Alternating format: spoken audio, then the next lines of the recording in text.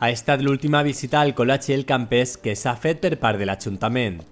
Este dimarts, responsables de l'empresa constructora i la Conselleria d'Educació han acompanyat als tècnics municipals, als regidors i al director del col·legi per comprovar la situació del centre i certificar que està totalment acabat. Visitar els equipaments esportius com el gimnàs. Hi ha altres departaments com les sales de reunions de professors.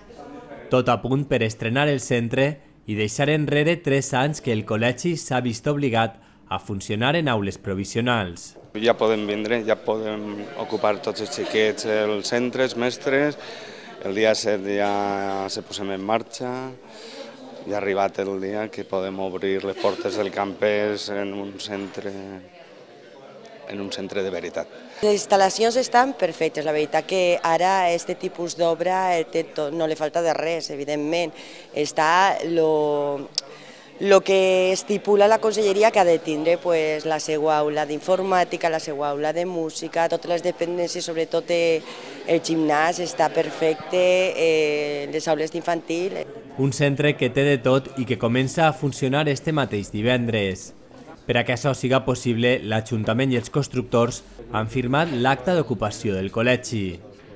Una firma que ha permès que el centre pugui començar les classes. Però per a aquests xiquets ho tinguen tot a punt quan vinguin ací, no s'acaben els treballs. S'han passat els Nadals traslladant mobles i arxius i encara s'ha d'acabar de preparar tot.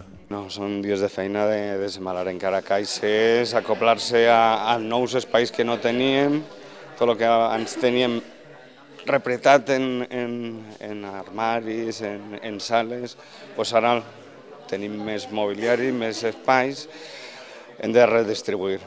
Passar-se d'una casa més xicotigua a una més gran és molt bonic i és molt agradable per donar una altra feina. El Col·legi El Campés serà el més gran de la Pobla amb capacitat per a més de 600 alumnes. Un centre gran, però que a la localitat es considera necessari. Sabem que és un centre gran, la veritat que últimament no donem... La Conselleria no està molt per la llavor de fer centres tan grans, però era una necessitat que teníem així en el centre i a veure si podem reubicar i llevar el problema de massificació que està patint un poquet el poble. El Campés viurà divendres el primer dia de classes quan entren per ací els seus primers alumnes.